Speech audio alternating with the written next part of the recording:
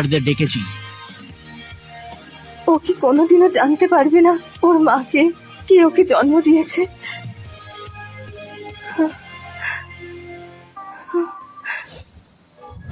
ছ বছর আগে তোমার এই নির্লজ্জ চেহারাটা আমি দেখিনি, আর এখানে বসে তুমি ফোনে কাকে বেবি বলছো?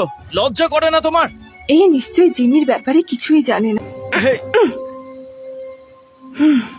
সত্যি তোমায় দেখে অবাক হয়ে যায় মারিয়া, কিভাবে তুমি একটার পর একটা ছেলেকে পটিয়ে ফেলো।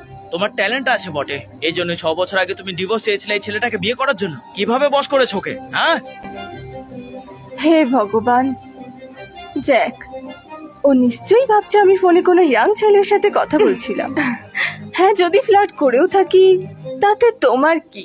ও তোমার থেকে অনেক বেশি হ্যান্ডসাম, আমার যত্ন রাখে, আমার খেয়াল রাখে, ওর এনার্জি অনেক বেশি, তাই সব সময় খেলা করে, আর খেলে খেলে আমার কোমরে ব্যথা হয়ে গেছে। উফ। নির্লজ্জ! হ্যাঁ, খেলা তো করবেই, শুধু একটাই সমস্যা, ও তোমার থেকে অনেক বেশি ছোট আর এনার্জিও বেশি। হ্যালো, কি হয়েছে? স্যার, আমাদের ছোট সোনাকে খুঁজে পাওয়া যাচ্ছে না। খুঁজে বের করো ওকে, আমি এক্ষুনি আসছি। আজকের পর যেন কখনো তোমার মুখ না দেখতে পারি। আমিও সেটাই চাই, কোনোদিনও যেন দেখা না হয়।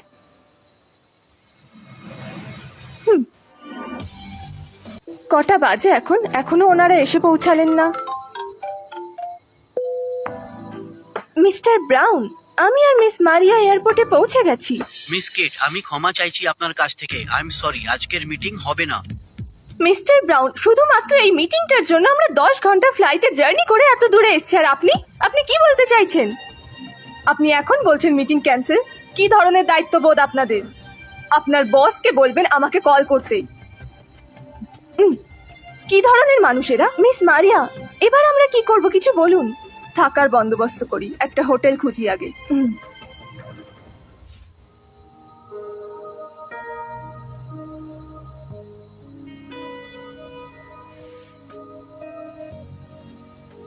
আমার আরেক সন্তান যদি বেঁচে থাকতো তাহলে জিমির মতোই ফুটফুটে মিষ্টি হতো।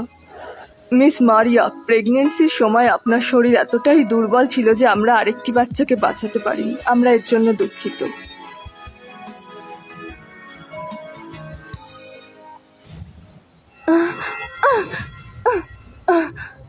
দেখে চালাও। ম্যাম, একে তো পুরো জিমির মতো লাগছে।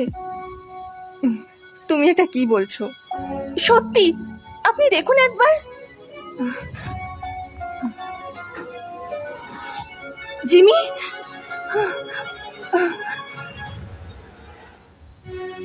তুমি তো মাকে একদম ভয় পাইয়ে দিয়েছিলে। তুমি জানো এটা কত ভয়ঙ্কর? বাবা তো আমাকে অপরিচিত কারোর সাথে কথা বলতে না করেছে, কিন্তু এই আন্টিটা খুব ভালো। জিমি, তুমি এই নতুন জামা কাপড় কোথায় পেলে? তুমি মাকে চমকে দিতে চেয়েছিলে।